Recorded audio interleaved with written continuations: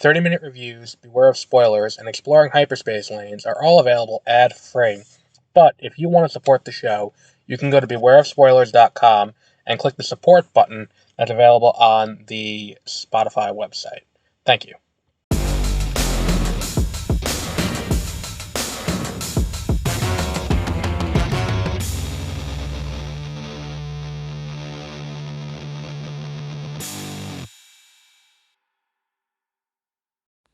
Good morning, and welcome to Beware of Spoilers. I am Adam. On a chilly February morning, what have we got today? Today we have the first 3 episodes of The Bad Batch, the final season of I think it's the only one, Young Jedi Adventures I don't really count, but that's a Disney Junior show, so it's not it's not the same thing. And then what was the other one they had? Tales of the Jedi.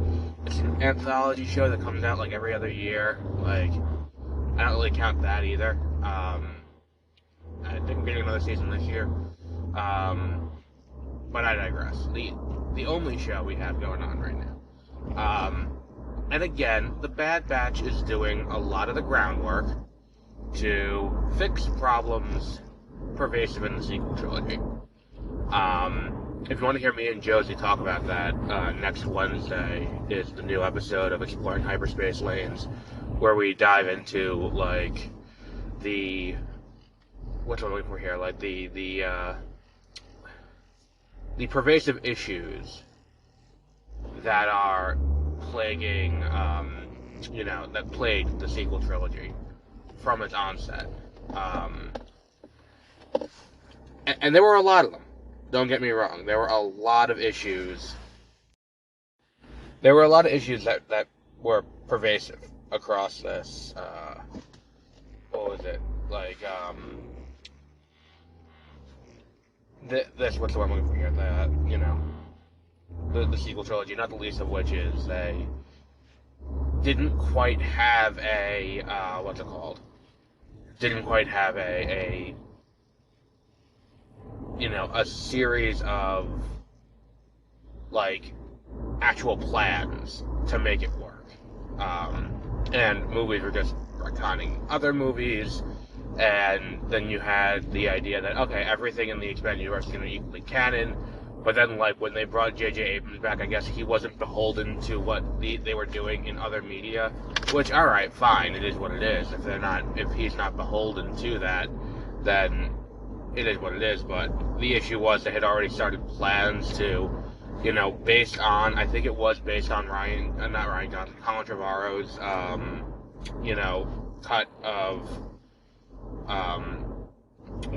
cut of, episode 9, they had already started doing things in that, and then it's well, no, we're not going to do that anymore, we're going to bring back the Emperor, and it's okay, but none of this really tracks with what we were doing before this, so it is what it is, and now we're at a point where complaining about it further will not change things, it will not make things better, but all the while, there's been this insistence that, no, that's not true, we always had a plan, despite Bob Iger's book saying, well, we kind of just threw Force Awakens into production without really, looking at it.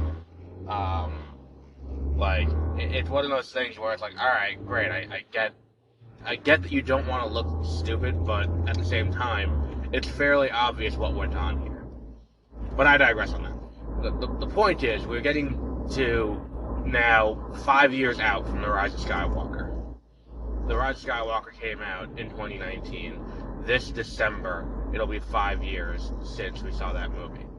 And in that 5 years, the majority of the content has been building out the world in a way that it is trying to retrofit in Rise of Skywalker into what's already been there. The example I like to use is Outbound Flight, the book that came out in I think 2008, 2012, something like that. Somewhere in that range. The Timothy Zahn joint about the Outbound Flight project. And the reason why that book exists at all is because the amount of stuff that happened in Heir to the Empire that's contingent on things that were made non-canon by the prequels needed to be retconned. So you have an entire book that's entire purpose is trying to cut the puzzle pieces in to where Outbound Flight, and like all of that kind of makes sense. Like, where did Sabaoth come from? All this kind of stuff. It's an odd question. And it's an odd situation to be in, period. And I think that that's where we are now with the Bad Batch. And the reason why I say all this is because the Bad Batch does take place before Episode 4, so it feels weird. I mean, it takes place reasonably close to Episode 3, I believe. I think it takes place within 1 or 2 years of Revenge of the Sith. And it's a weird thing to say, where it's like, oh, this is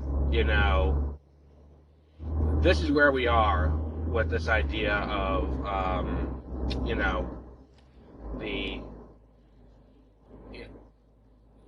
where in the timeline we are. Sorry, I'm very tired today.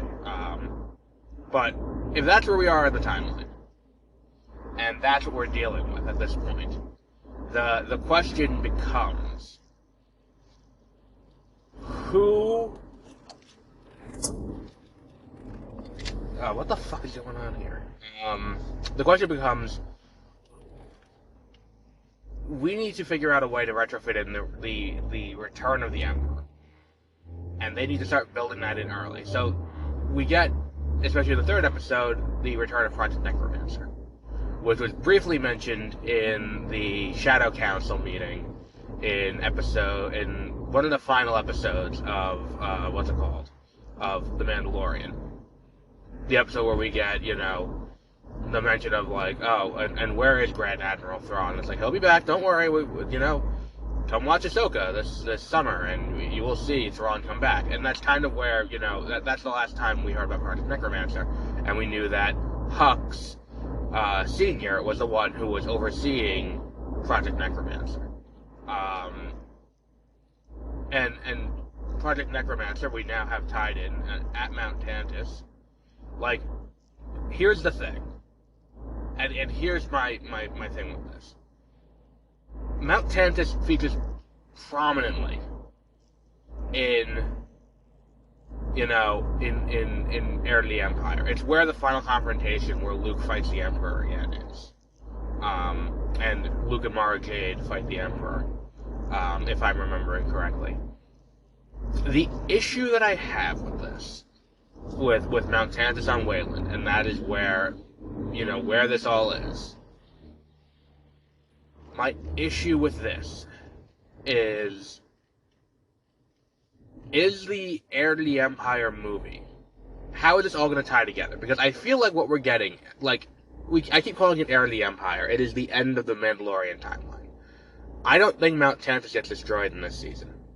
I think Mount Tantus is kind of still there. I think the only people who know about Mount Tantus are the Bad Batch, Club Force 99, and I think that I would assume they don't live through this season. I would assume this is the end of their story. They all die, because that's been a recurring thing, is that the show is a funeral dirge for characters who are not dead yet. And it's just us, the audience, watching as they slowly, one by one, fall off. And as that happens, we end up with, what do we... Like, the fundamental question it's asking is, what does a warrior do when there's no war left to fight? And they've been finding wars to fight because they have nothing to do. What are they going to do, retire? They're clones. They're built to fight this war, and they're fighting the Empire. So, one by one, I think that this season ends with the end of Clone Force 99. And I think that that's kind of what we're pointing to here. I don't think we get the Bruce Wayne in the cafe in Paris moment in this show. I don't think we get that. And to that end,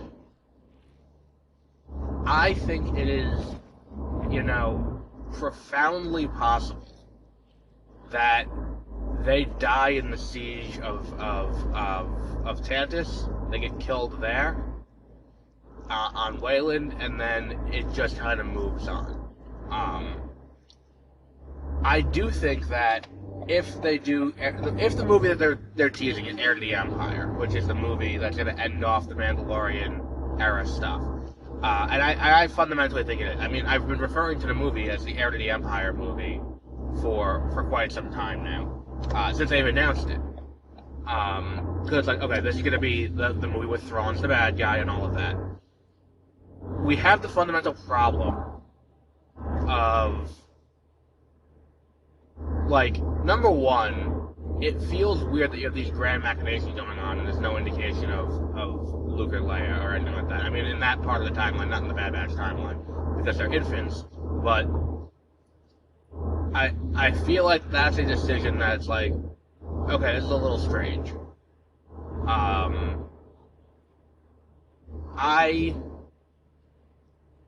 I fundamentally think that by the time we get to the end of the show, we're going to have a clear indication of where we're going in that movie. I know it kind of sounds like I'm just rambling a little bit, and to an extent I am, because I'm tired, and I watched this last night late. But I think by the time we get to the end of the show, we'll have a fundamental answer as to, okay, so the fight's going to be over the Emperor's cloning program, and the use of, and that's the thing too, is that I think that when they recanonize this, there's a very, I think there's more than a small chance, there's a very real chance that we end up with quote-unquote dark Jedi that are, not Sabaoth, because Sabaoth, I don't think exists in canon anymore, but how cool would it be if the Jedi they have to deal with are clones of the Jedi we know from the prequels? And that's where we are. Everyone's talking about making these clones with M counts and all of that, and it's all about midichlorian counts and making sure that the clones can use the Force. And it's also very reminiscent of the Force Unleashed too, let's be completely honest about this. So that whole thing is cool. I would like to see us get to Heir to the Empire, and instead of it being these great, Jedi who are, like, instead of it just being like a bunch of Jedi we've never heard of before, or like a bunch of Sith we've never heard of before, or just endless clones of Palpatine or something like that, I would like to see, what's it called? I would like to see a like, Obi-Wan Kenobi clone. Bring back Ewan McGregor and have him play Obi-Wan Kenobi. Like a dark Obi-Wan Kenobi clone. Which would, now if you were to do that, would it be Obi-Wan with two A's? Because they always do that, where it's like, there's some difference where it's like, the Luke clone that they make from Luke's hand is Luke, like, because it's Luuke, it's like, and Sabaoth, or Sabaoth, depending on which audiobook you listen to, is he has two A's in the middle of his name, which is how they denote it. While the base one's regular, they denote the clone by adding a duplicate vowel in the name. So if that's the case, it's like, are we gonna have like OB with two I's or Wan with two A's? And then it's like, because here's the thing, if like, we've been hearing for a few weeks now that fucking like Samuel L. Jackson's itching to come back to play Mace Windu. Maybe this is the way for him to come back. The cloning program. Because that's the big thing, is that, and this also gives you an in to do a Mace Windu show. And also, because we had, if I remember correctly, there was an Easter egg in, what's it called, in Kenobi, where in the basement of where they have of the Inquisitor stronghold on the moon of Mustafar, isn't there a place where they keep the bodies of the Jedi, of the fallen Jedi? Isn't that, because I seem to recall it being like, oh shit, there is Mace Windu there. So it would be cool to have that happen. It would be cool to have that be the thing that they're going to do. They're going to clone these, they're going to clone the Jedi and use them as weapons against there's potential there. And there's potential there in a way that I think works with Dave Filoni's mind and what he thinks would be cool. Because a lot of what we see in Star Wars, in modern Star Wars, is Dave Filoni doing a lot of, well, this would be cool, let's do this. Well, this would be cool, let's do this. And to an extent, sometimes it works, sometimes it doesn't. I feel like him being like, well, let's do Heir to the Empire, but instead of it being random Jedi, let's have it be Jedi we know. And that could be really interesting to see play out. Especially if they build it out over an arc. Where it's like, could you imagine if Ahsoka Season 2 happens and Mace Windu showed up? And it was like, holy shit, Mace, you're alive, and he's, and he's filling the role of Sabaoth when Luke first meets Sabaoth, or Sabaoth. I think it's in Heir to the Empire where he first meets him. And he doesn't know that Sabaoth is working for Thrawn.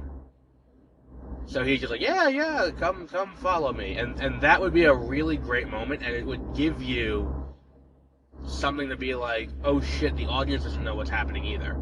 And it would be a great reveal for the audience. So there's definitely some potential here.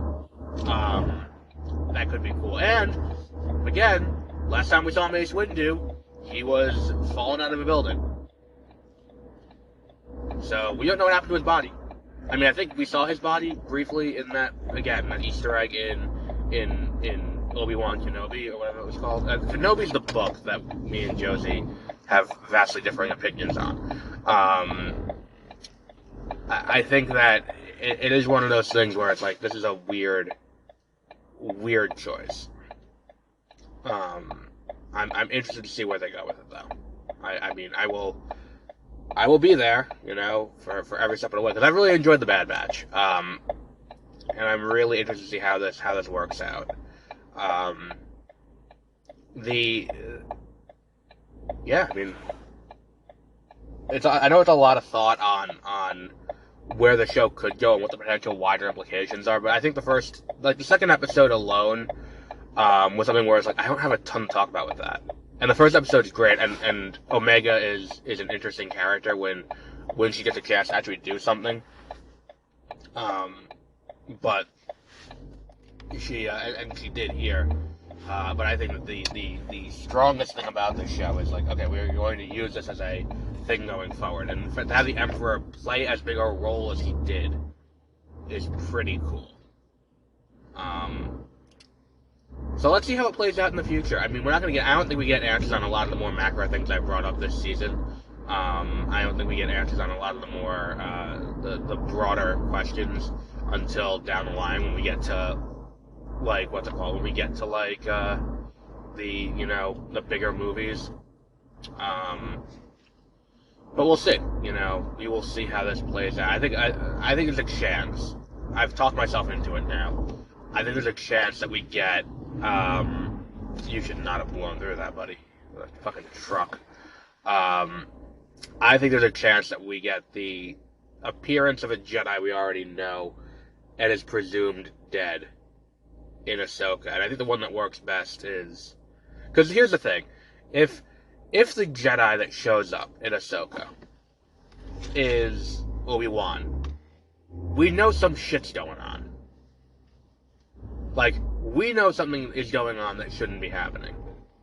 Like, if it's someone like Mace Windu, it's like, oh, okay, I can buy that, because we don't know what happened to Mace Windu.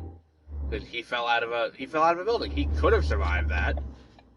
Like, Obi-Wan, it's very cut and dry. Anakin Skywalker, very cut and dry. No pun intended in both those cases. But for a character like Mace Windu, it would give you the opportunity to play it as, okay, so what is going on here? Like, and why now is he resurfacing?